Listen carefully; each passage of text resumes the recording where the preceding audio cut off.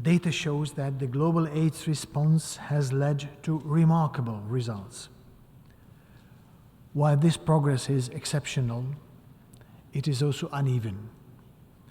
The most significant improvements on all fronts of this pandemic happen in countries that choose to invest in their HIV and AIDS responses. In those places, HIV treatment and educational material is readily and freely available.